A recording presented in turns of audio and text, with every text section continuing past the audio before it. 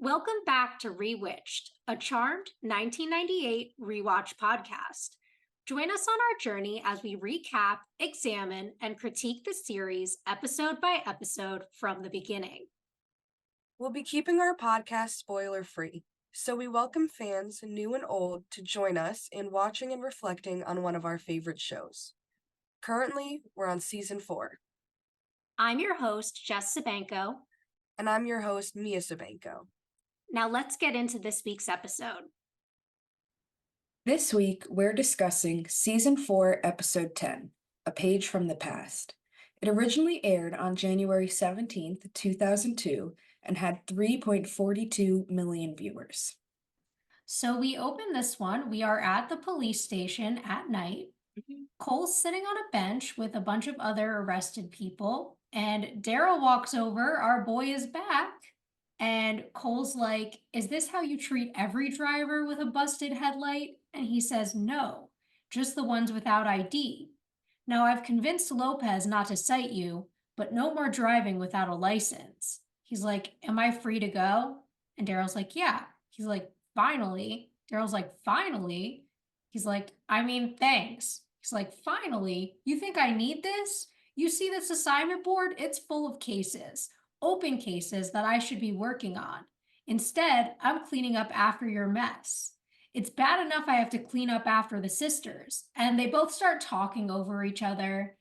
Cole saying how he's just trying to fit in as a human, but he has no ID, no job. Darryl saying, "Does anybody ever say thank you, Darryl?" Cole's like, "I can't even go to the grocery store without getting arrested." And both are like, "It just sucks." And they look at each other, and Cole's like, "You good?" And he's like, "Yeah." And Cole's like, "Me too." And then Piper and Paige walk in and come over to them. And Piper's like, "Oh my God, Cole, how's my car?" And he's like, "It's fine." She's like, "That was the first and last time you borrow my car. Got it? Good. Let's go." And they leave. I love everything about this scene. Wonderful start. I love that they make it look like all these butch, dangerous criminals looking like that. And then it's just Cole. Like, they really went so extra for that. No, literally, they really do set up the comedy for this scene. But also, like, why doesn't Cole have a license? Did he have one before? Like, I'm just confused here. I think he kind of just used magic to get his way around. But like, he was like a lawyer and stuff. Like, didn't he have like a fake ID or something that he could still use now? You would think, but apparently not. So Maybe if he got pulled over previously, he would just like vanquish the cop. I don't know. probably that's what I imagine, that magic was just his way of getting through all of that. Yeah, I guess so. It's a little plot sakey, but I'll accept it. Yeah. What else can we do? I do like kind of the setup here of like Darryl being super busy, and maybe that's why we haven't seen him as much this season. Like, Mhm. "Oh, I have so many cases," and like, kind of calling them out for just using him and never thanking him for helping them with anything. They genuinely do. Like, poor Darryl just gets completely used. Like, even here, like, the sisters don't say anything to Darryl. They just like take Cole and leave. Yeah, don't say a goddamn thing. They're not like, "Hi, how are you? How you been?" Nothing. They're just Yeah, like, long "Cole, let's time no go." see. I love Piper here too, not giving a damn about Cole and just like, oh, that was amazing. But also, didn't Cole used to have a car also? What happened to his car? Like, I just have so many questions. I have no idea. Like, he had a nice convertible. What happened to it? Yeah, he did, didn't he? Yeah, and also, like, didn't they like sell Prue's car? So now they literally all just only have Piper's car? Like, they should have kept the second car. This all makes no sense. Well, don't they also have Paige's car? Does Paige have a car? Oh, yeah, Paige has a car. Okay, so they have two cars. Yeah, she's got the green little Yeah, I forgot smart about her car. car. Yeah, But like, Phoebe and Cole need a car. they definitely do. And I just love the idea of like Cole being just driving, going to the grocery store. I don't know why it's so funny for me to picture him doing like normal shit. It really is though, because I'm like, Cole getting groceries, wild. Literally. But I like that they kind of have this set up here because it does tie in a little bit later to our Yeah. episode. So after that, we go outside of the police station, and Cole is talking about life as a human being harder and how Phoebe was closer to marrying him when he was a demon. And Piper's like, well, to be honest, Cole, getting busted by the cops is not the best way to win her over. And Paige is like, oh, Piper, gosh, I'm sure Cole already feels like a big enough loser. I know I would. And Cole's like, thanks a lot.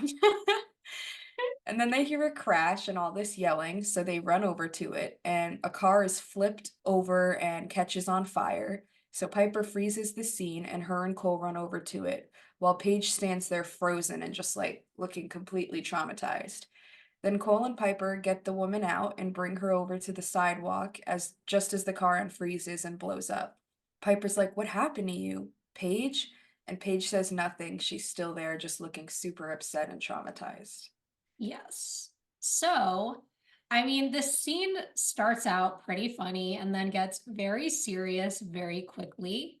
Something's going on with Paige. We don't quite know what yet, but I'm very interested to kind of find out why she froze up like this. Me too, definitely. So after that, we have the theme. Then we're at the manor in the parlor in the morning, and Cole and Phoebe are coming down the stairs. And Phoebe's like, Cole, why are you being so vague? I only asked where you're going. He's like, and I told you, I'm going to get a life. And she's like, see, now that's the vague part I'm talking about. The last time you left like this, you went out and got a gun. He's like, I'm not getting a gun. She's like, okay, then tell me what's wrong. He's like, I need action. And she's like, I kind of thought we were doing okay in that department. He's like, not that kind of action, Phoebe. I went from all-powerful demon to mere mortal overnight. And she's like, you are not mere. Baby, you are anything but mere. He's like, next to the charmed ones, I'm a potted plant. But last night, pulling that woman out of the car felt so good. And she's like, well, that's because you're a good man.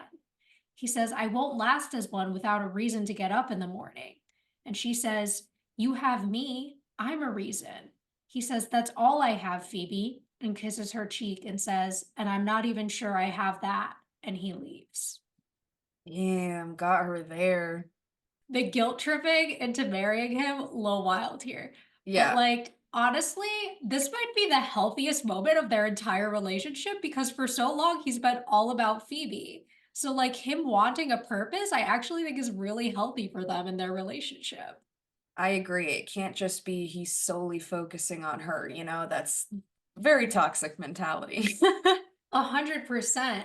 And I think that's kind of the way they've always been with each other. And she's kind of like not getting it. And it's like, well, if you want him to be a human, he has to be a human. He has to get a fucking life. Like, he can't just hang around you and your sisters all the time. Yeah, that's how people go insane. Literally. I like that he has become more of this good person, he wants better things for himself. He felt so happy saving that innocent last night, you know what I mean? He's totally done a 180 from who he used to be. Yeah, 100%. And I think this shows that, like, we've always talked about kind of the two sides of Cole, kind of like as Balthazar and then Cole. And we are seeing what I think Phoebe has always believed is true, which is Cole is, or at least has the potential to be, a good person. And I think now that he's human, he has even more of a chance to develop that side of his personality. Though I also do think like he is being really vague, so I get why she's upset about that. Like, tell her where you're going. Yeah, no, if I had a man that was just like, I'm just going out, doing my thing. What? Hell no, you're not. I don't fucking think so. I don't know how, like, even last time when he snuck out of bed, I would have been like, well, he's out fucking some bitch. You're cut. Yeah, like it just raises room for like such suspicions about what you're doing, especially like she's pointing out, like last time you left, you like went and met up with some criminals and bought a gun. Like you're being shady as fuck. So like, why would I trust you to go out without telling me where you're going? Genuinely, it doesn't make any sense. Also, I don't know why he's keeping it from her. Like, what's the point in that? Like, why can't he just say, I'm going to, I mean, spoiler to a couple scenes from now, I'm going to talk to Darryl. Like, why did that have to be a secret? Yeah, genuinely. God only knows. But whatever, he wants to keep things interesting and cause a fight with his girlfriend, I guess. Yeah, toxic couples will be toxic couples. True that. Then we move to the kitchen and Piper and Leo are in there cooking. Then Phoebe walks in and she says, "Am I the world's biggest bitch or what?" And they both look at each other and Piper's like, "Nah, too easy." And then Phoebe's like, "Cole vanquished his demon half. He gave up everything he's ever known for me, and I can't muster up a simple yes to marriage." And Leo's like, "Well, you're not the marrying type." And Piper's like, "Or so you keep telling yourself." And Phoebe's like, "You think I am?" She's like, "I think you're afraid." And she asks of what? And Piper says, "Cole's humanity. He was actually a much safer boyfriend when he was a demon, even though he could rip your throat out with his teeth." And she's like, "You want to explain that to me?" Then Leo finishes and says, "Well, on some level, you knew that it couldn't last, a demon and a witch. But now Cole is a human, the safety net's gone. And for the first time in your relationship, the future lies in your hands." And she's like, "Okay, yeah, I don't want to analyze me anymore. Let's try somebody else. How's Paige feeling this morning?" And Piper says, "No idea. She flew out the door this morning like nothing happened." And they still don't know why she froze up, and they start talking about how confused they are about it. Then Leo looks down into his coffee, super obvious that he knows something. So Phoebe asks what he knows. And he's like, "Paige told me something in confidence." And Piper says, "Okay, but it's kind of a dangerous time for us. If she freezes up again at the wrong moment, are you going to be sorry you didn't tell us?" And they both look at him. And Leo's like, "Paige's parents died in a car wreck." And Phoebe says, "Oh my God." And Piper asks when it happened. Then Leo says, "About 8 years ago when she was in high school. She never really dealt with it." And Piper says, "Well, of course not. How do you deal with something like that? Plus, she was a teenager and all alone." And Phoebe's like, "So maybe we could help her deal with it." So now we So know what happened to poor little Paige. I know.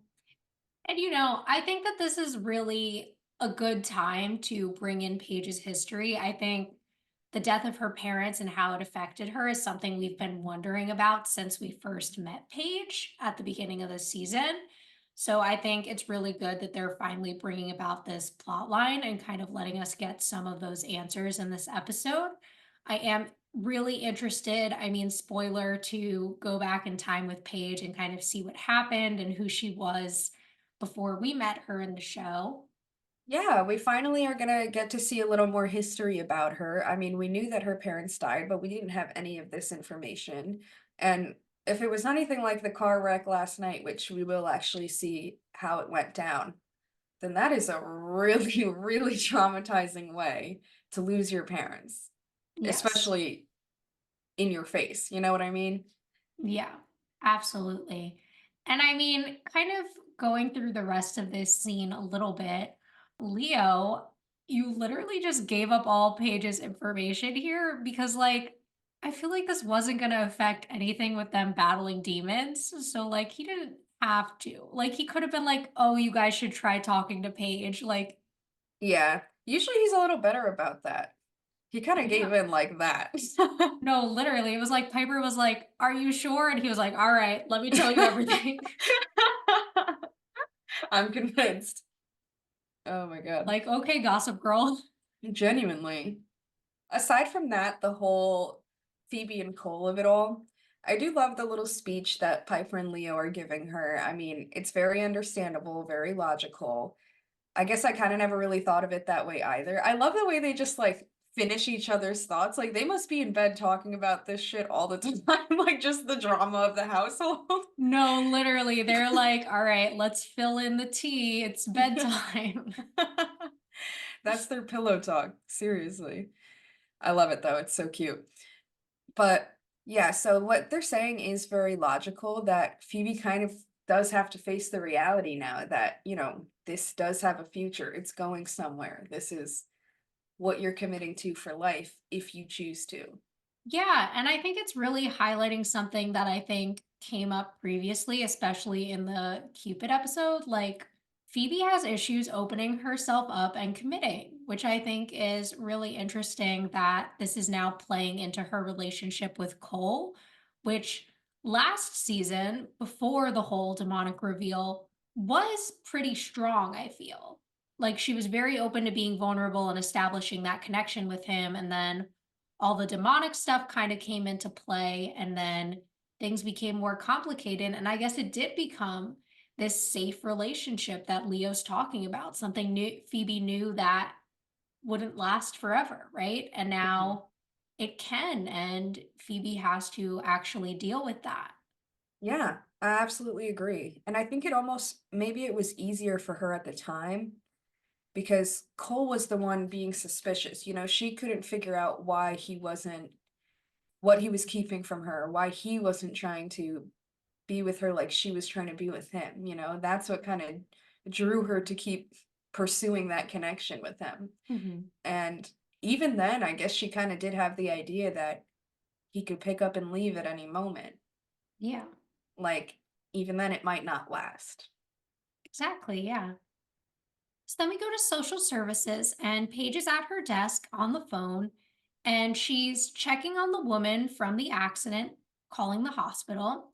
She sees her sisters walk in and hangs up, and they ask to talk, and she says that she's busy and starts walking away and that they can't talk now. Phoebe's like, Paige, we're your sisters. And Paige yells, I said not now, but they keep following her into the copy room where Phoebe says, Paige, we know about your parents. We're worried about you, and we want you to know that you're not alone.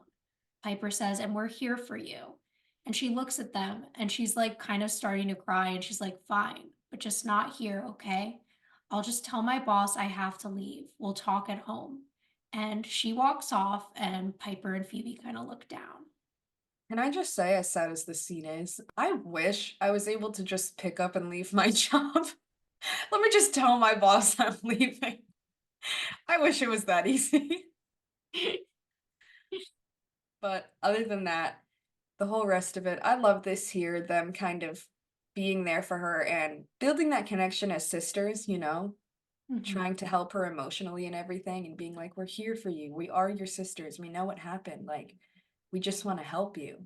Like, I love seeing that with them. Yeah, definitely. I think it's a really sweet scene. And I think Rose's performance is pretty strong here. Like, I like the way she carries the emotions throughout the scene, going from kind of like the rejection to then like the sadness, but acceptance that like she will talk to them and tell them what's going on. I think it's really well portrayed. I absolutely agree. She's definitely killing it here. So then we move to the police station, and Cole walks up to Darryl and offers to help him with his caseload. And Darryl starts to kick him out, but Cole drags him into an office. And Daryl's like, you want to fight? Because without the ability to throw energy balls, I think I could take you. And Cole's like, look, just relax, all right? I need to get back in the game. Daryl's like, what game? He says, the good versus evil game. It's all I know. And Daryl's like, oh, wow. You want to be a cop? He says, I worked for the DA's office. I know the law. I'm a former demon. I know the streets. And Daryl's like, you want to be a cop? He's like, I want to help you with your investigations. And Daryl's like, as a cop? And Cole's like, on my own, of course. The DA investigators are still after me, but you could close that case, clear my name, get my identity back.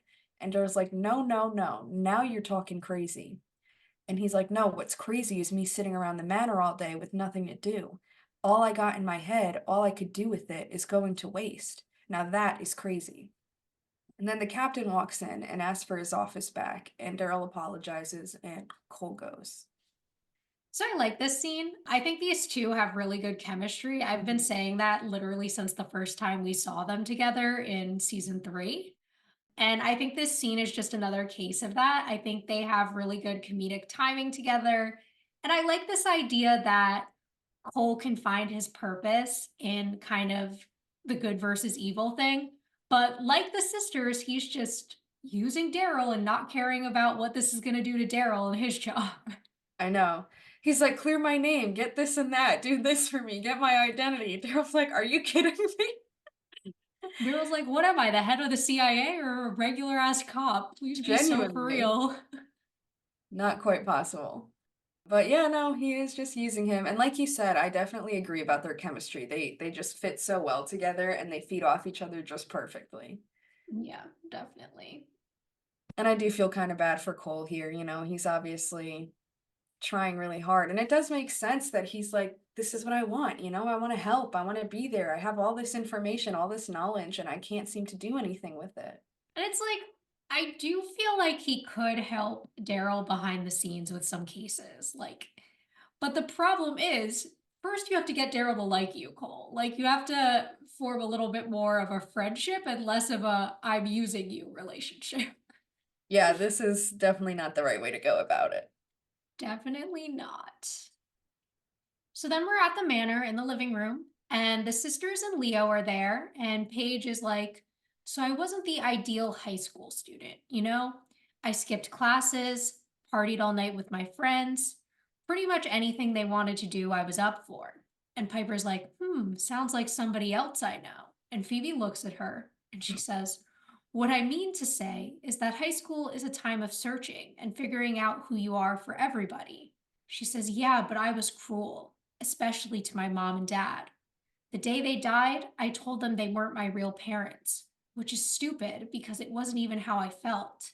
I mean, just because I'm adopted didn't mean they weren't my real parents, because they were. And Phoebe says, you were just feeling lost and you made a mistake. I made so many mistakes. But I got through them and I changed, and so have you. She says, not in time. Leo says, what do you mean? She says, it was family night, which is something we did every week. And my dad left the fire station early to pick up my mom and I. And I started bitching how I was too old for this and it was super lame, and he just lost it. He was so angry with me that he didn't see the car that swerved into our lane. And the next thing I know, I'm on the pavement, the car's on fire. I still don't know why I survived and they didn't. Phoebe says, but you can't blame yourself for that. She says, well, I feel guilty every single day. Piper says, I know it's hard, but you've got to try and move forward.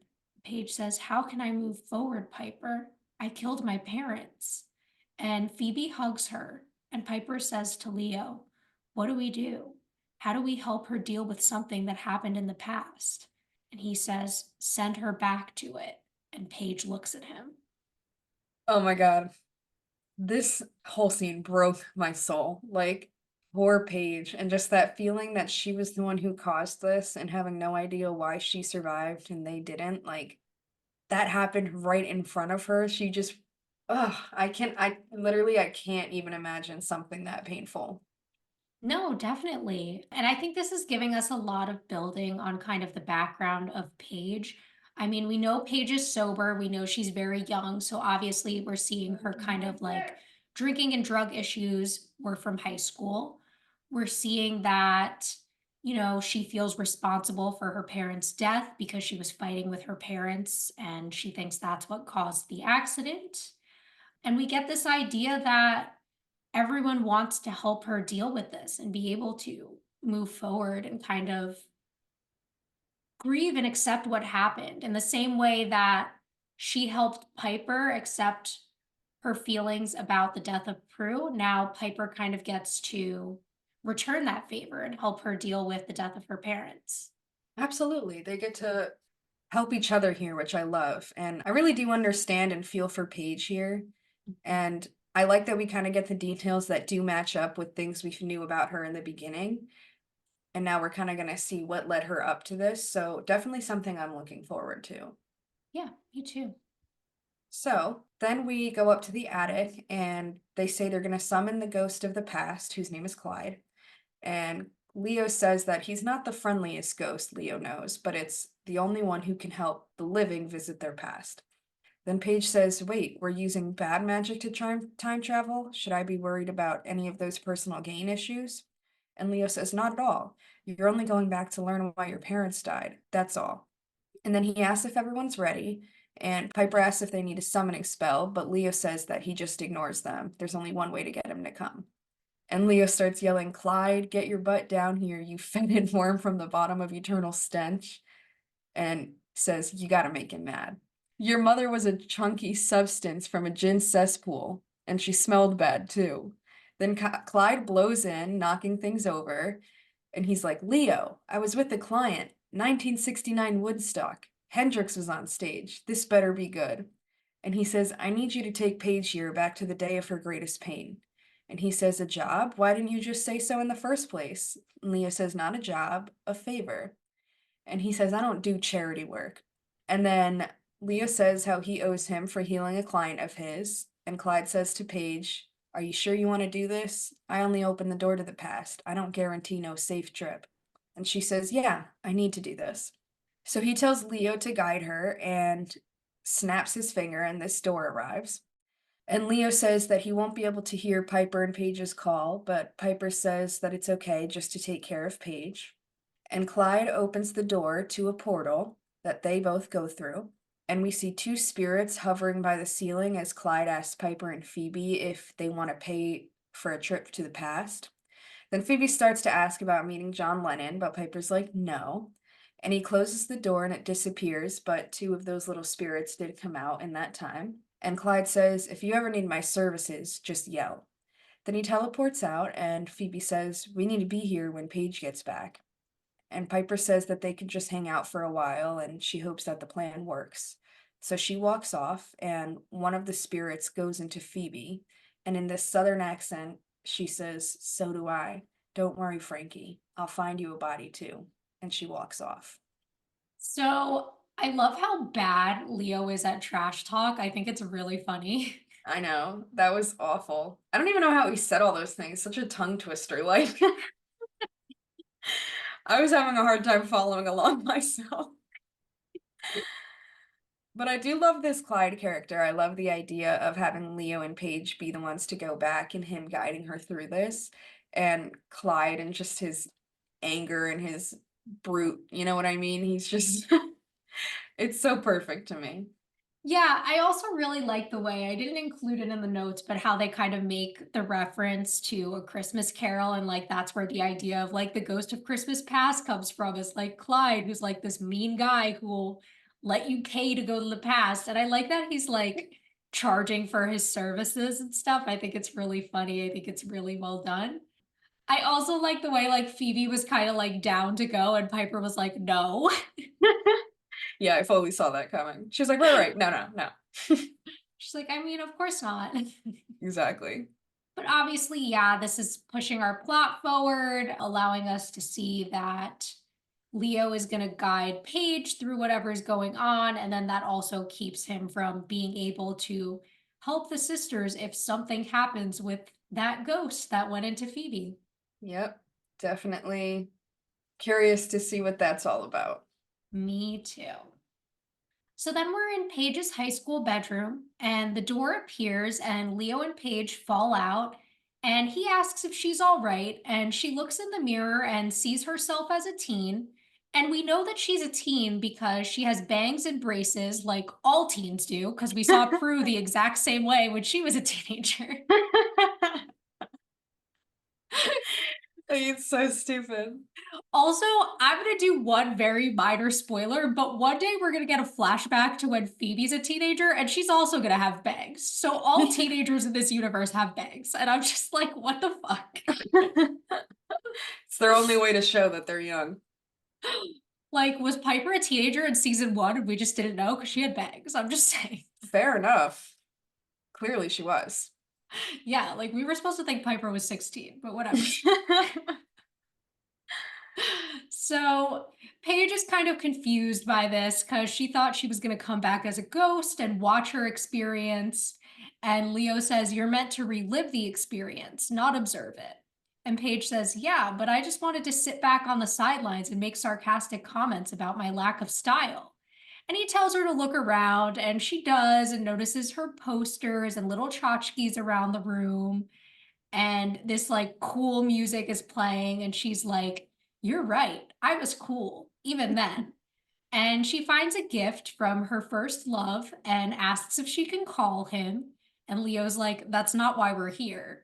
And then there's a knock on the door, and Leo tells her to open it. It's her dad, and she hugs him, like so happy to see him. And at first he's like kind of confused about it. And then he smells smoke and finds an ashtray and cigarette by her window and puts it out. And he's like, you know, I don't know how much more of this your mother and I can take. And he walks out, and you just see Paige's face drop. Like, she's so sad, and I'm so sad for her.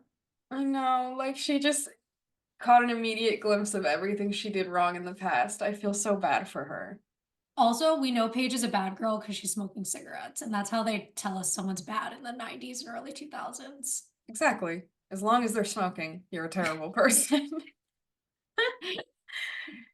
It's also just so crazy because, like, I mean, people don't really smoke anymore unless they're like old. Like, Yeah, a few not people usually. my age smoke cigarettes, but like no one younger than that does. Like, she'd be having a vape. Exactly. She'd be having this right in her hand. Literally. And her dad never would have spelled it, so she would have gotten away with it too. See? If it wasn't for these meddling kids. But yeah, I love seeing her dad here and Paige being just so happy to see him and everything and kind of getting a glimpse of her past and remembering that time in her life. But of course, by the end of even just the first scene, her first meet with him, it's just very sad and cruel. Yes. It's also funny because like Paige thinks she was cool, but I'm just pointing out like Paige had a very like grungy aesthetic. She was clearly like she was like I guess like a burnout or something. I don't know. Yeah, like a burnout, exactly. But yeah, no. I mean, at least she thinks that she was a cool teen. So good for her, enjoying her teen self. You know, I like looking back and making fun of my teenage self. So I get what she was going for here, but I don't think I'd want to be a teenager again. I wouldn't want to relive those experiences. Absolutely not. Well, I guess technically I am still a teenager. But, you know, still don't want to go back to those times in my life when I first started it all. Exactly. I also think it's funny that like her dad puts out the cigarette because, you know, he's a firefighter, so fire safety, which I'm always promoting on the show too. So shout out to him. Absolutely. Gotta love it. Gotta respect it. Then downstairs in Paige's house, Paige and Leo are walking down and he asks where she's going. And she says, to talk to my dad. Did you see that look in his eyes? I can't believe I heard him like that. And Leo says, rules first. To find what you came here for, you have to follow the same path you took 8 years ago. And she says, what if I don't remember? And he says, I'll guide you. You're the only one that can see me. Just don't forget the goal. You're here to learn what really happened the night your parents died. She says, I understand. Thank you, Leo. Now step aside. And she walks closer to the kitchen and overhears her parents talking about her smoking again. And the mom says, she told me she quit smoking. And dad says, oh, right, just like that time she quit drinking and passes out at another one of those parties, and I had to go pick her up and bring her home. Mom says school called yesterday. She's cutting her classes again. She's not going to get into college if she keeps this up. She says, well, haven't you heard? She's not going to college. He says, well, we'll see about that. And then Paige says, I changed my mind, Leo. I can't go in there. They think I'm awful. I was awful. And he says, it's all right. You can do it. Just remember why you're here. Then she walks into the kitchen and the parents are both doing the dishes together. Adorable. And she hugs her mom and says that she missed her and says, you guys, I have an announcement to make. Starting now, I'm turning my life around. And the dad says, you're not borrowing the car. And she says, no, I mean it. And he says, like you meant it when you said you were going to stop cutting classes. And she's like, oh, mom, you understand me. You've got to believe me. And the mom says, oh, so now I'm mom. Last night we weren't even your real parents. She says, no, you are. I was just saying that to hurt you. And then her mom asks the dad if she fed the cat, and they go back to doing the dishes and face away from her. And she says, you guys, I'm not a screw up. I promise I'll change. I promise I will go to college and, oh, please stop. And they both stop doing the dishes and says, please, we need to talk. Then the dad says, well, you're right about that. And we are going to talk about everything tonight at dinner. And Paige says, dinner, the family dinner. And Leo's like, Paige, be careful. She's like, please, we really need to talk before we drive. And then this car honks outside and it's Paige's ride. And Leo tells her that she has to follow the events of the day, no exceptions. So she goes. So I love this scene. It's a really good portrayal of parents of this generation trying to be, you know, really good parents, right? They're trying really hard to push Paige to do the right things, They're struggling a lot. It's clear that they have a strong relationship. Like you said, them doing the dishes together, so fucking cute. Mhm. Them having these conversations and deciding how to parent together, I think is really great. Because I think in media and also just, it seems kind of in general, I don't know that all fathers of this generation were super involved in the day to day of their kids' lives. It wasn't as common as it is, I feel like today, for both parents to be equally involved in like what their kids are doing. So I like that both of them are really invested and concerned about Paige's well-being and her future. Pushing college on her, very that generation. I mean, it still happens today, but I think there's a little bit more room for letting your kids kind of make their own decisions today than there was at that time. Like you said, I love everything about this too, seeing kind of them as parents and working as a team to take care of Paige and help her through, help her grow. I hate so bad that Paige is feeling like such a disappointment at this time, especially knowing what's to come of her parents. Like it's so heartbreaking to watch that for her. No, it really is. And, kind of the way her parents react to her, thinking that she's playing them, right? Because at the time, obviously, Paige was lying to them. She was sneaking behind their back and doing things. She was starting fights with them. Like, we can see that all based on what she's already been in trouble for. And I think the scene is doing a real good job of making that exposition seem really natural and really work into the scene. We're understanding so much about these characters' personalities, their relationships to each other, and why Paige feels so guilty about her past behavior so quickly through this scene. It's so effectively done. Absolutely. I definitely agree. And, of course, we also see Leo here really emphasizing that, like, she has to not break the rules and, like, go with what happened that day because she is there to learn, not to change the past. Exactly.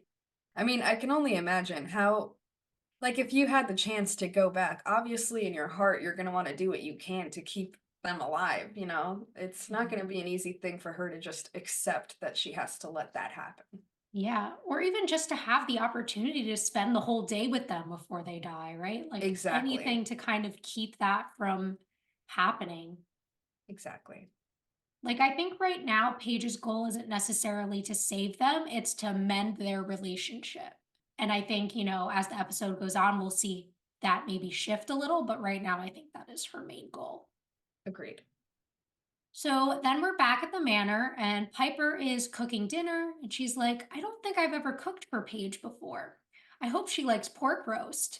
And Phoebe's looking in the mirror and fixing her hair, and she's like, just out of curiosity, do you think I am a natural beauty, or is this like one of those gym bodies? And Piper's like, oh, Phoebe, please, like you haven't always been beautiful. And I'm just gonna say, Phoebe works out a lot, so Yeah. whatever. But she's like, "Oh, that's good because I hate lifting heavy objects." And she's like, "What is with the Blanche Dubois?" And then Cole walks in and he's like, "Phoebe, hi." And she turns around and he kisses her. And she's like, "Well, if you're not the most, to say the least." And the other spirit appears by the ceiling fan and then goes into Cole, and they look at each other and start making out really aggressively, like bumping into the fridge all over the room. And Piper's talking about sisters' night and then turn around and sees them like aggressively hooking up in the kitchen and is annoyed. And then they notice the cake on the counter and just start eating it with their hands. And Piper's like, hey, what is the matter with you two? That is for Paige. And Cole's like, sorry, ma'am, we're starving. And Phoebe's like, in so many ways. And Piper's like, well, go to lunch. And Cole grabs the car keys and he's like, let's cut out, Lulu. And they start kissing. And Piper's like, okay, enough with the pet names and the accents in the kitchen. And could you come up with something better than Lulu? It sounds like a poodle. And he looks super mad and like grabs the knife off the counter and walks up behind Piper and puts it to her neck and is like, are you making fun of my girl? And she's like, and Phoebe's like, my Frankie is so protective. And she's like, Frankie, and Lulu. And Phoebe's like, hi, we're ghosts. And Cole's like, boo, and laughs. And Phoebe's like, and we've been waiting for about 50 years to finish a job. So now, if you'll excuse us, and she punches Piper and knocks her out. I love that, like, this whole scene, Piper's not even surprised that Cole and Phoebe would be doing that. Like, it doesn't feel out of place to her at all. Maybe they play like weird, sexy games like this all the time. She's just like, oh, Cole and Phoebe are role playing in the kitchen again. Ugh. Well, we've already known they're weirdly comfortable with each other about their sexual lives, so. Literally. But I do love this scene. I love, like, Piper in it and her just kind of not picking up on it. And, you know, it doesn't feel out of place that they kind of gave it away to her. All of it works for me really well. Yeah, I think this scene is really comedic. And it also just kind of works with their characters. I think, especially since we know that Phoebe's main distraction point for Cole on the marriage front has been a sex thing, right? And then Cole's looking for like meaning in his life. So I could totally see Piper buying into like, oh, this is some weird thing they're trying out. But like, can they take it upstairs, please? Genuinely. She's like, enough of this in the kitchen, you guys, not again. But yeah, so obviously we meet our ghosts here, Franky and Lulu, who have some type of unfinished business from the 1950s. Wonder what that might be. So then at Paige's high school in the hallway, back in the past, Paige opens her locker and gets a page from this girl, Michelle.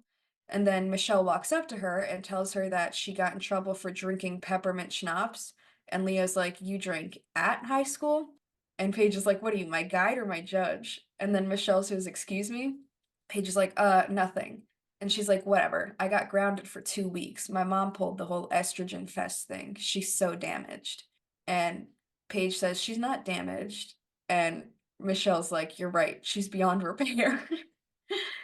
And Paige is like, no, Michelle, she's not beyond repair. She's actually just trying to set boundaries. And believe it or not, you need them. So maybe you should just lay off. I mean, God, how would you feel if she died tomorrow?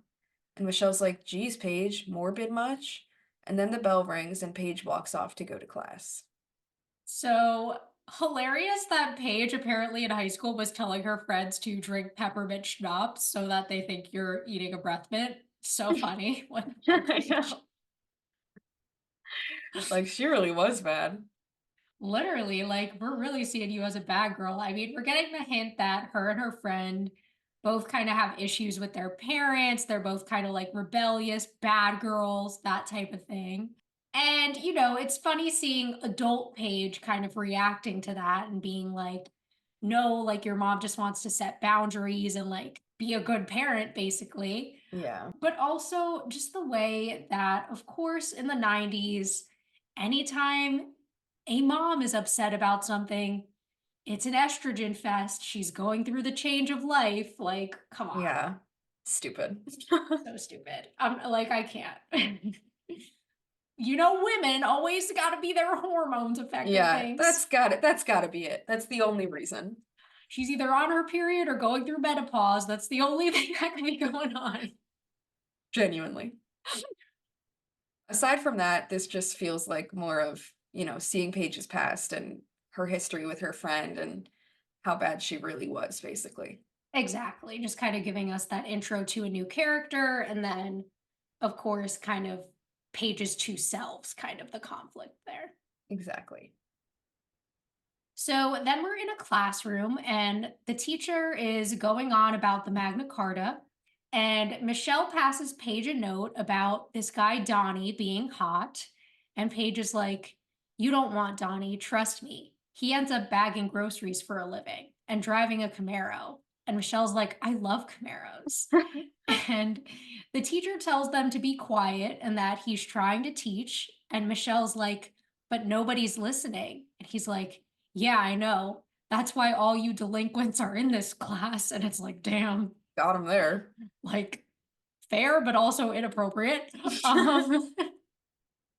So he gets back to what he was talking about, and Paige looks at the clock and she's like, oh, this is ridiculous. I have to get out of here. And Michelle's like, I know the feeling. She's like, no, you don't understand. It's my last day with my parents. She's like, what are you babbling about? And Paige raises her hand and asks to go to the bathroom. And Leo appears behind her and is like, don't even think about it, Paige. You have to follow the same path.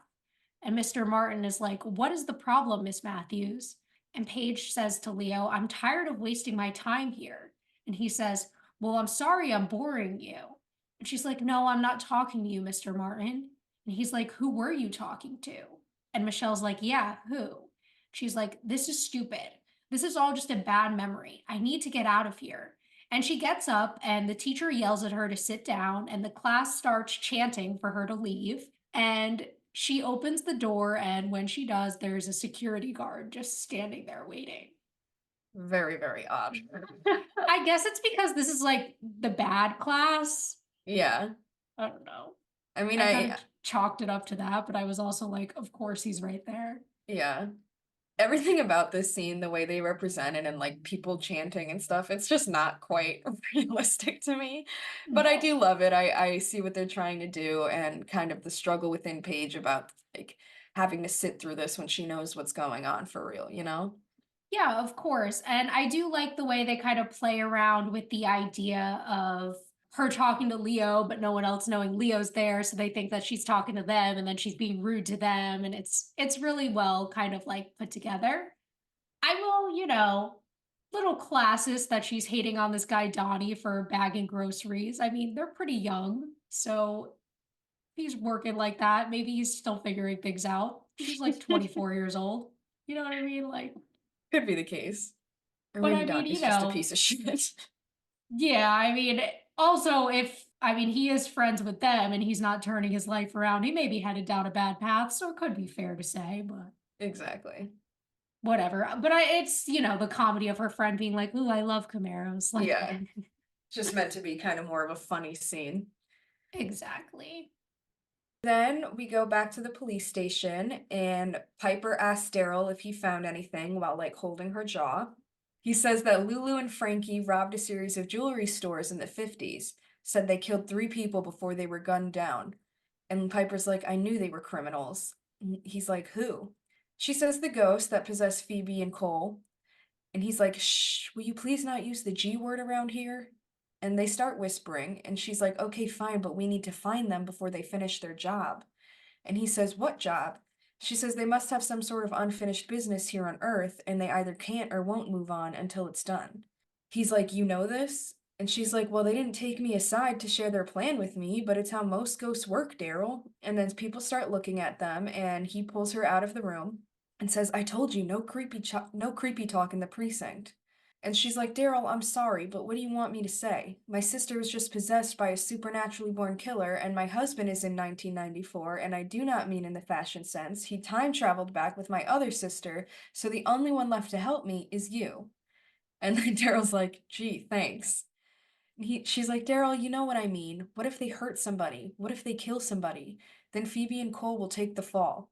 And he brings her to this map and shows her the jewelry store that they died outside of and says maybe that's the job they were going to try to finish.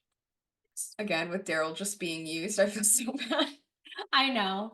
It is a really funny scene, I like the way he's trying to like keep the ghost talk quiet, and then Piper just keeps being loud throughout the scene. Very funny, very well played.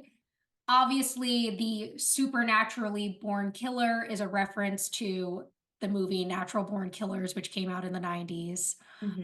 And then, just the whole thing about Piper kind of losing it, as Piper typically does when she's left on her own in one of these situations, because her sisters are both supernaturally occupied. Yeah. But she always seems to pull through in the end. I have faith in Piper.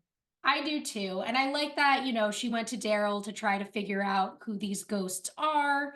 Luckily, Franky and Lulu, not the most common names out there, so they were pretty easily able to track down who these criminals were and might have an idea of what the job they're trying to finish is. Exactly. Which we will definitely find out very soon what that is. Mm-hmm. So then we cut to the jewelry store, and Franky and Lulu walk in with sunglasses on, take them off at the same time, and start looking around. Lulu says, one security guard, armed, right corner. And Franky says, got him. She says, two female customers.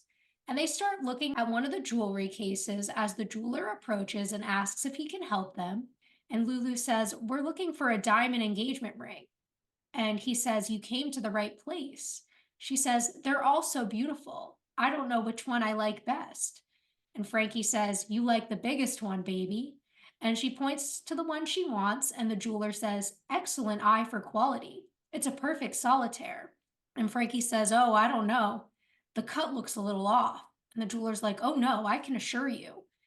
And Franky points to the security guard and says, you look like a regular guy. Could I ask your opinion? And the guard comes over and Lulu smiles and Franky says, I just want to know, can I borrow your gun? And he knocks him out and takes it. And he shoots the case and Lulu grabs the ring and he's like, I gotta tell you, Lulu, this body's a live wire. This guy digs action. I can sense it. And he shoots something else and Lulu says, this one loves the feeling of this diamond on her finger, although she never copped to it. And they kiss and then start to walk out. And the security guard gets up and Franky shoots him in the leg. And we see that the whole incident was captured on a security camera as they walk out. Dun dun dun.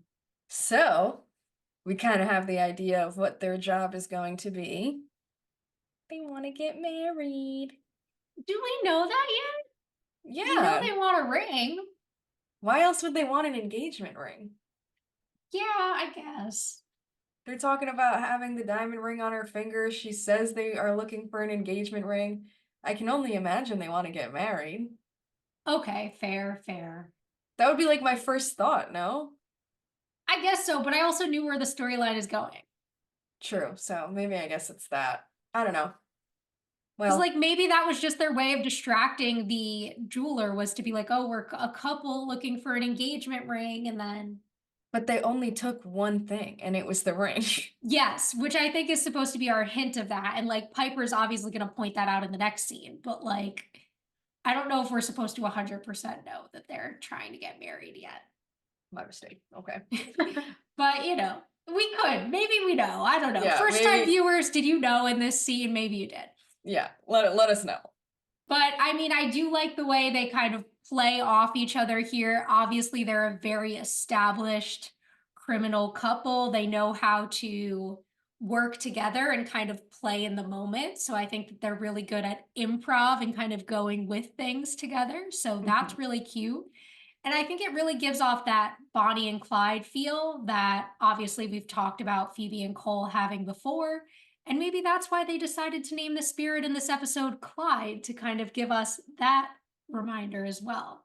I was thinking that because it definitely is a callback to Bonnie and Clyde, you know?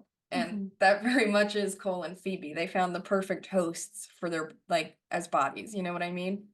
Yeah, absolutely. And I like the way that they can like get senses from the body. Like Cole was talking earlier in the episode about like wanting action, right? So he's like Franky's like, oh, like this body really loves this. And then like, you know, us getting the hint that like Phoebe secretly does want an engagement ring. Like she's happy to have this like on her finger and like be in that. Absolutely. And then, oh no, they shot somebody and it was on film. Yeah. What Because is going to obviously happen that's there? one thing these two weren't expecting since they're from the 50s. Exactly. They don't know that that's what they do now. And fingerprints and everything. They don't know how, because I guess, yeah, no, that wasn't even a thing back then. Yeah, I guess fingerprints started more like around the 70s. Yeah, pretty sure. Yeah. I don't know. We'll have to look it up. But they're just going around touching everything on film and whatnot. No fucks given. Zero fucks. Also, I like the moment of them taking off their sunglasses, which is a callback to Natural Born Killers, which Piper referenced in the previous scene. So good on them there as well. Something I've never seen, but I've heard of it. You should watch it. It's a good movie. It's very Okay. weird, but it's a good movie. Then I will. So then a little later on in the jewelry store, the security guard is being brought out in a stretcher, and the cops are there, and Piper and Darryl walk in. And Piper says that they're too late and that they did it, and Darryl walks over to the cop and asks what happened. Says, weirdest thing, Inspector. They could have cleaned this place out, and all they take is a diamond ring. And he walks away, and Piper's like, that doesn't make any sense. And he says, looks like your ghosts still have unfinished business. And she's like, okay, we gotta find them before they kill somebody. But first, is there a surveillance tape? And he points out the cop that's standing right by it, about to open it. So Piper freezes the room and unfreezes only Darryl. And Daryl's like, Piper, you froze the crime scene. You cannot freeze a crime scene. And she's like, well, I did. All right, we've got to protect Phoebe and Cole, so start wiping fingerprints. And he's like, no, no, no. Look, I am sick and tired of you and your entire dysfunctional family unit. I will not falsify evidence. I'm a cop. And she says, okay, cop, do I need to remind you that you bailed Cole out of jail last night? He's like, so? She's like, so, I was wondering what you were going to tell your captain when he sees Cole on the surveillance tape. And Daryl's like, what are you waiting for? Get the goddamn tape. And so he starts wiping, but still complaining about it. And Piper gets the tape and gives it to him. Then they get back in position and unfreeze the room. And the cop walks back over to him and says, Inspector, I just thought you should know. A couple fitting the description just hit a bridal store on 4th. Stole a dress, a wedding dress. And Piper says, first they're all over each other at the manor. Then they steal a ring, and now a wedding dress? Franky and Lulu's unfinished business isn't criminal. It's matrimonial. They want to get married. And he's like, do you people have any normal weddings in your family? And Piper just sighs and says, come on, we don't have a lot of time. And they leave. So obviously it's confirmed they want to get married. They just robbed a bridal store as well. I really love this scene. I love the Piper and Darryl comedy of this. I like the way she's like, well, you're going to get in trouble too, Darryl. So come on, let's start getting rid of the evidence. Right, you gotta help me out. Pretty good at that. She knows what she's doing. Exactly. And I mean, smart thinking on Piper. Also, the way Daryl's calling them out, he's like, your whole dysfunctional family unit, like, don't you people have any normal weddings? Genuinely. It's so true. It is so true. And Piper's just kind of so used to it that she's like, let's Yeah, just like, keep moving. right. She's not even concerned about it. She's like, we're just gotta get it done. Sorry to hear that. She's like, come on, they're gonna unfreeze soon. Yeah, genuinely. Oh, I love it. Yeah, no, I think this is really well done. Like, I think this entire episode, in terms of pacing, writing, like, everything is working really well. And I feel like that's why we're not going as into these scenes, because they make sense and they work. Yeah, they flow so perfectly. And I kind of love like Piper and Daryl's dynamic here and them working together on this. Yeah, I'm really loving to see like his development with the other sisters more. Like we've had some scenes with him and Phoebe in the past. We had lots of scenes with him and Prue, and now kind of seeing that establishment of him and Piper is really fun too. Absolutely. So then we're back in the past at the high school, and Paige is sitting outside the principal's office looking at the clock.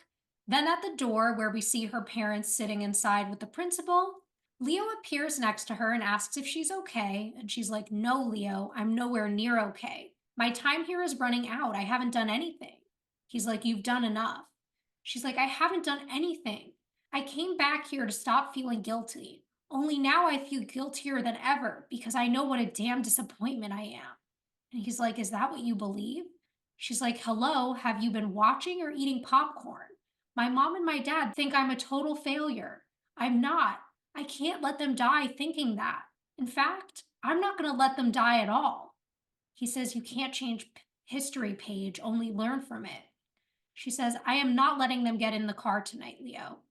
He says, yes, you will. And if you break any more rules. And she says, screw the rules, Leo. He says, oh, is that the teenager talking or the adult? And he says, the reason we journeyed to the past was so you can learn from it. You see where breaking the rules has gotten you so far? She says, they're my parents. I have to do something. And she gets up and walks into the office and she says, I'm sorry to barge in like this. And the principal says, that incident in class today was the last straw, Paige. I'm suspending you from school. She's like, just for that? And the principal's like, just for that? For cutting class, starting fights, smoking on campus, possession of alcohol. She's like, I swear I don't turn out like this. And her dad says, unfortunately, your actions speak a lot louder than your words. And again, Paige's face is so sad. I know, I really hate seeing this for her. Especially like knowing that she becomes a good person and not being able to get that across or get them to see it and only seeing just like things go wrong again and again. And she's like, wow, this is just a constant reminder of what a failure I am or was. No, literally, like I feel so bad for her in these scenes. And of course, in the earlier part where she's arguing with Leo and he calls her out and he's like, well, you're just being rebellious like you were when you were a teen. Like that is not helping her feel like any less like she's still a disappointment to people, Leo. Like that was not the right thing to say there. No, yeah. That little fight. He could have handled it a little differently. But I I guess feel he like was just usually trying he's to. like really good at advice and being supportive, and I just feel like he wasn't here. Yeah, no. He was a little too pissed about her breaking the rules. Yeah. And it's like, come on, Leo, we all break the rules in this family. Yeah, genuinely. Lord knows he has. Literally. Him and Piper. But I do understand, like, I think that the little shift in her mind of like, you know what, I can't let them die. It kind of paced well for me. It fits perfectly. The whole little argument and how she's feeling. You can totally understand that. You know what I mean? Yeah. Also, I mean, I feel like Paige is kind of lucky that she's just getting suspended. She's done a lot of really bad things, so like she should be happy they're suspending her and not expelling her, I feel like. I know. Yeah, you would be kicked out of school like with half those things. Especially like during this time, I feel like they didn't work as hard to like keep people in school as they do now. No, definitely not. But okay, this principal obviously does want to see her change and like give her an opportunity to come back. And then, of course, her dad being like, your actions speak a lot louder than your words, and that just like crushing her because she's trying so hard to convince them that like she's gonna change. Absolutely. Very sad. But I mean, you know what they say, you do have to have those actions because anyone can tell you they're gonna change, and not all people do. So Yeah, fair on actions him. speak louder than words. He's not wrong. Hmm. If only he knew, though. So, then outside of the school, Paige's parents are walking to the car, and Paige is behind them. And she says, I know it looks bad, but I don't turn out this way, I promise. I get a degree in social work, I help others, I even get into Berkeley thanks to high test scores and a powerful essay on the death of my, well, let's just say a powerful essay. Mom and Dad, you've got to believe me. And the dad says, how can we do that, Paige? And the mom says, we've seen your act too many times. She says, please, just look at me like you actually saw me. I'm not who you think I am. And the dad says, how do you know what we think? And she says, because I can see it in your eyes. Disappointment. And okay, yeah, I deserve it. I do. All I can say for myself is that I'm searching. And one day I will find myself. And I'll find myself because of you two. You shaped who I am. I am not a bad daughter. You did not raise a bad daughter. I'm good. I just wish you could see that. And she tears up, and the dad's like, sweetheart, of course we can see it. And the mom says, we know you're good. We've always known. But we also know that you're lost, and that scares us. There's nothing we want more in the world than to help you find your way home. We just don't know how. And she says, I think you just did. And then they all hug, and Paige promises to keep her word, and they walk to the car. And she asks if they can stay in tonight and not go to the restaurant. And the dad says, we still have to talk. And she says, yeah, we will, just at home. And they all agree and get in the car. Then Paige smiles, relieved, and Leo's sitting in the car, and Paige says, what? Because he's giving her this weird look, and they drive off. Then her dad asks if they should get pizza, and she says no, because she actually misses her mom's cooking. And the mom's like, you don't have it every night? And Leo says, you shouldn't do this, Paige. You can't change the past. And she says, I already did. He says, you don't know what you're doing. And she says, yes, I do. And then a truck comes up on the side, and Paige yells for her dad to watch out. And Paige puts her hands up and orbs out.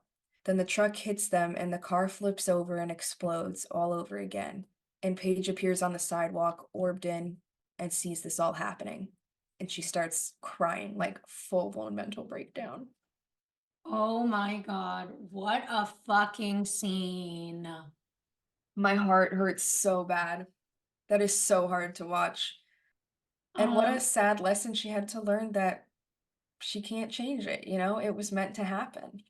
exactly. So I guess to kind of go to the beginning of the scene and then kind of work our way to the end.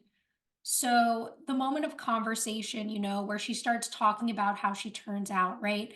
So she gets her degree in social work. She does well on her SATs. She writes this really strong essay, obviously, on the death of her parents that gets her into college.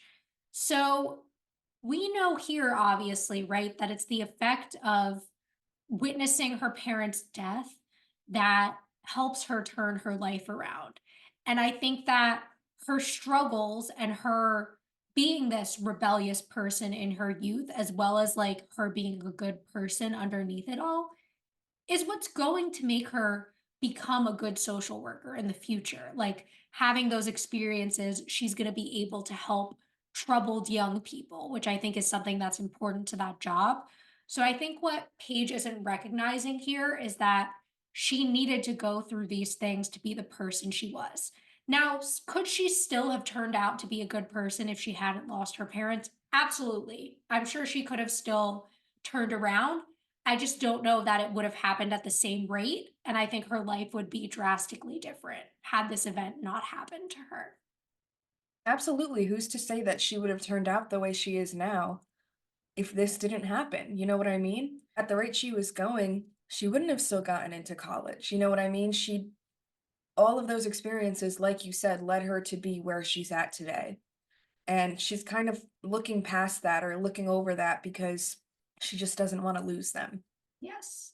And I think she doesn't want to lose them knowing that they're disappointed in her, right? So I think it's really got to be healing for her to have this moment where she knows that they believe that she can change and they want her to. And that's what they're pushing for here, right?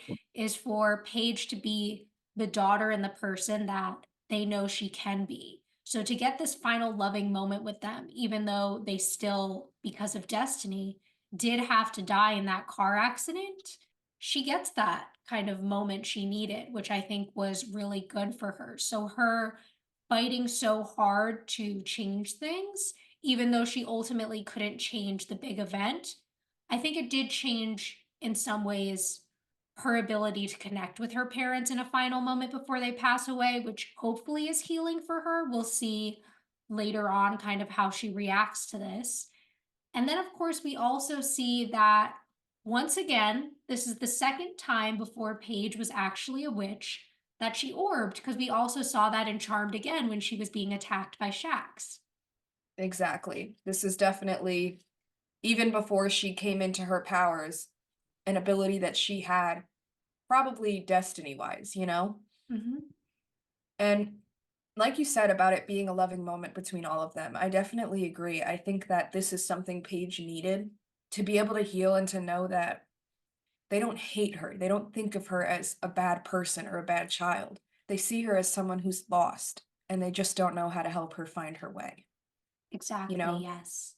And I mean, as far as the accident, there's not much I can say there. I don't think there's any way to truly discuss the trauma and just what Paige must be feeling there. I will commend Rose for a strong performance in this scene and in the next scene in kind of reaction to seeing all this go down. But just like poor Paige, because really, how the fuck do you ever move on from seeing something like that?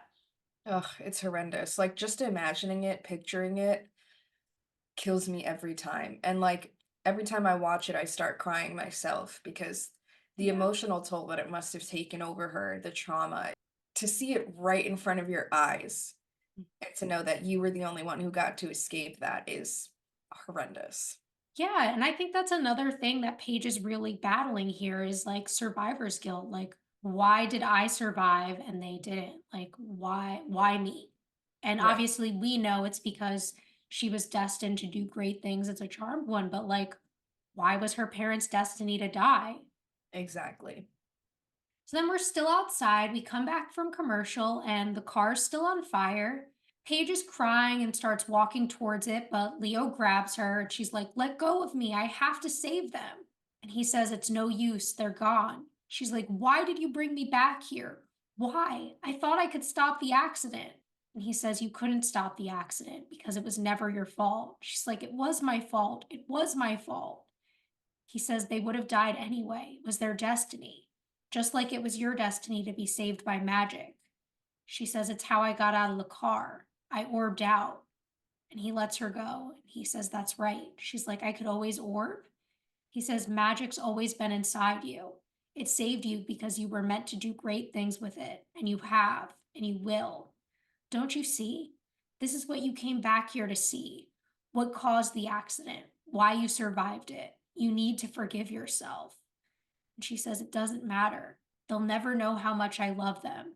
They'll never know what good parents they were. And she cries, and Leo hugs her as like sirens start going off. Oh, it's so heartbreaking. Like Leo's right. It's, you learned the truth that it wasn't about them being mad at you in the moment that he didn't see the car. This was something that was going to happen no matter what. You couldn't stop them. You couldn't change their destiny, and she couldn't change her own. But I do understand that that doesn't make it any easier to feel like they'll still never know. Yeah, definitely.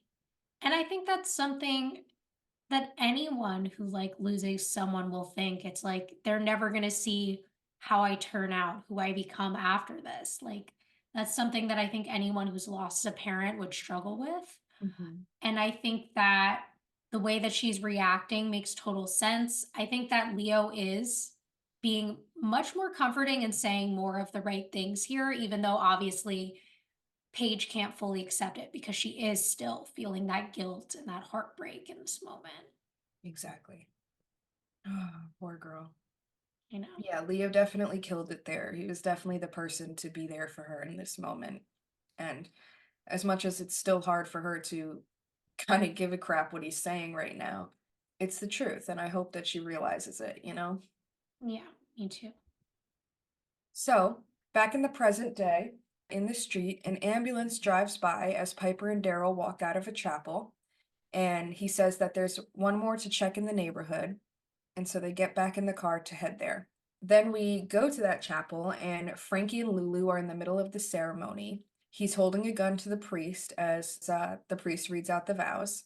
And Franky says, I sure do. I'm going to take good care of her this time. And he jumps. And she's like, you okay, Franky? And he's like, yeah, it's just this guy's all jumping inside. Almost feels like he wants to get married as much as I do. And she says, I know what you mean. This one's like quivering inside me. And they smile at each other. And Lulu says to the priest, what are you waiting for? Continue. Then Franky cocks the gun and he goes back into the vows.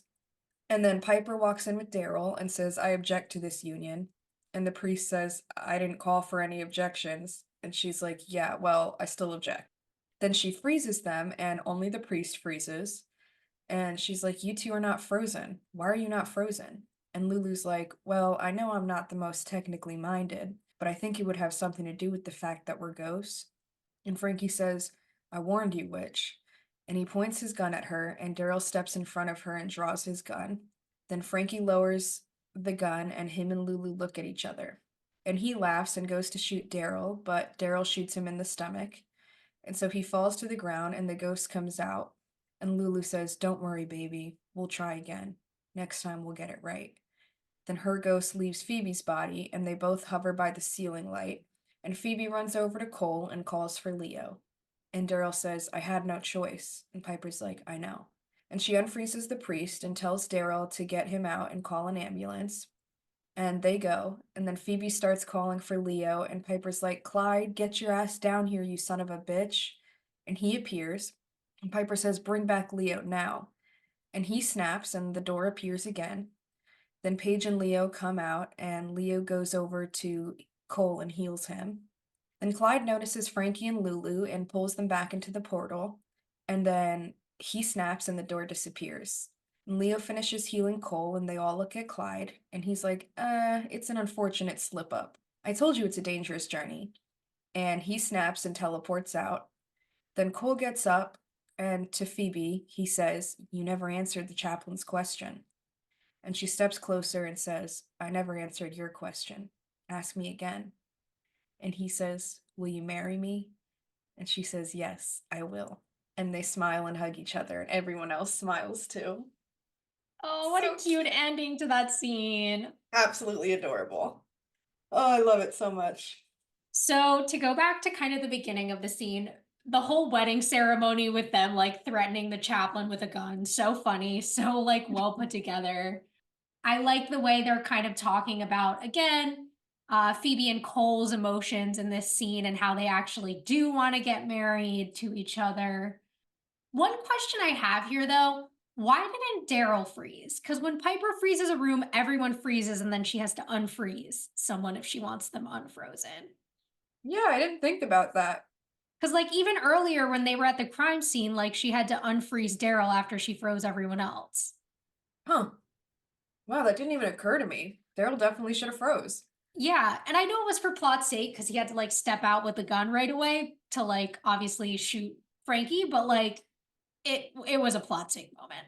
Yeah, definitely no logic behind that. Yeah, I didn't have too many of those in this episode, so I had to call it out when I finally had one. Fair enough. But overall, I like the action of this scene. I think it's really well done. I like the idea that, of course, ghosts don't freeze. That's something we have seen before, so I wasn't surprised to see that. The fact that their business remains unfinished and Lulu, without Frankie, immediately leaves Phoebe's body. I thought that was kind of romantic. She didn't want to stay and continue a life without him. I was like, oh, that's really romantic. Like, wow. It is precious that, yeah, their business is still unfinished. They're still not going anywhere. But who knows? Maybe they'll come back in the future, try again, and actually get it done right. Maybe. We could only hope. I wish Frankie and Lulu the best. All the best to you, Frankie and Lulu. Congratulations on your almost wedding. Exactly. I wonder what they're gonna do about the priest too. Yeah, Like it's they fine, know what Phoebe and whatever. Cole look like, but plot's sake again. Exactly. He'll forget about it. It doesn't matter. But also, of course, Clyde just being like, it happens, whatever. So Yeah, funny. absolutely love it. And like you said, them being able to feel like each other's emotions inside and how bad they both really do want to marry each other is phenomenal to me. And as soon as they leave the body and Cole's healed and he just proposes all over again and we finally have Cole and Phoebe engaged. Yes. I just love that she asks him to ask her. Like, I think that was the cutest thing that possibly could have happened there. Me too. Couldn't have been better. I know he loves it. I know he must have been so happy in that moment. I know. And I love that everyone reacted positively to it, even Paige. Like, that was very sweet. Exactly. So then we move to our final scene of the episode. We're in the manor, in the dining room. It's nighttime. The sisters are having their little girls' night dinner and they clink glasses. And Phoebe says, "Thank you guys." And Piper says, "Just no weddings until we vanquish the source." And Paige is like, "Apple cider?" And Piper's like, "Apple cider, yes." And they all take a sip, which is, of course, them being mindful of Paige being sober, very sweet. They all take a sip from their glasses. And Phoebe says, Paige, you haven't told us, and we've been dying to know. What happened in your past?" And she says, "Well, I found out I was not responsible for the accident." Piper says, "Of course you weren't." And Paige nods, and Phoebe says, "Then what's the matter?" She says, "It just makes me sad that my parents won't see us or what I've become." And then Leo's just standing there out of nowhere. Just And appears. he's like, "Actually, that's not quite true." Like, okay, creeper. Literally. And her parents appear as ghosts and become corporeal. And Leo's like, "Let's just say that I owe Clyde now." And her mom says, "We know who you are, honey, who you've become." And her dad says, "We've been with you every step of the way, and we're so proud of you, sweetheart." And they all smile and hug, and everyone smiles, and they're all teary, and I'm all teary, and that's the end of the episode. I know.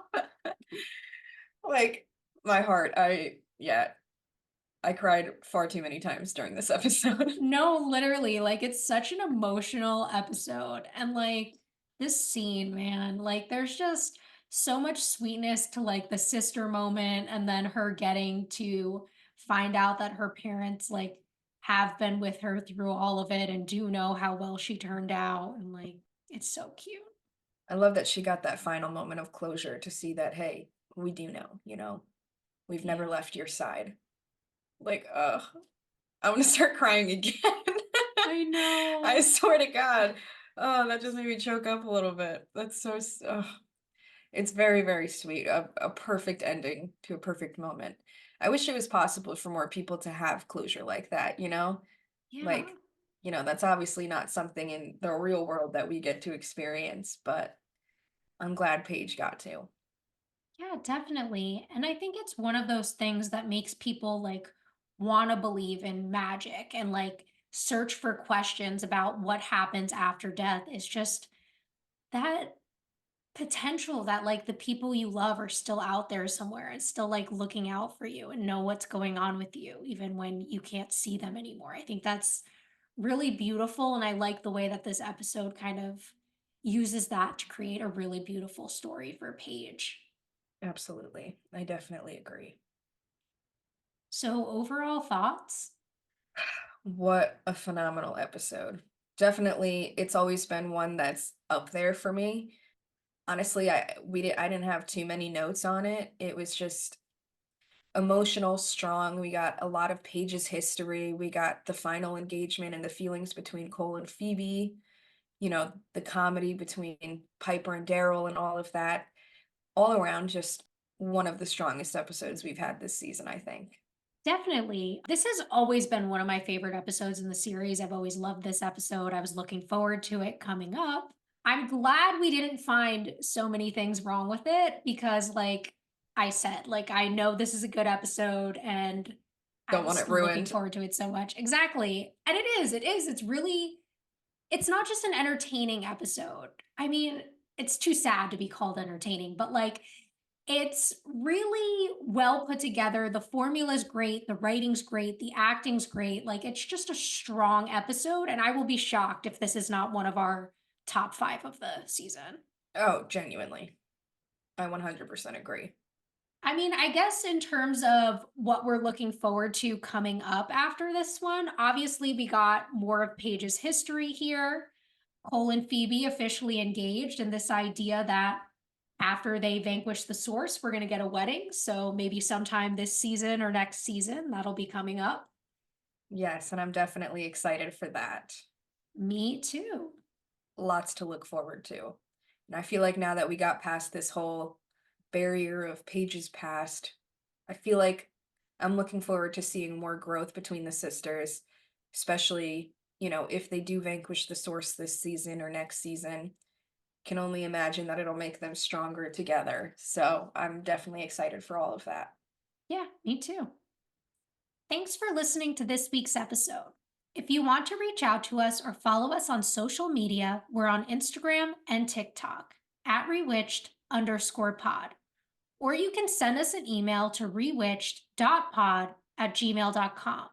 Either way, we appreciate you listening and hope you'll join us back next time for season 4, episode 11, Trial by Magic.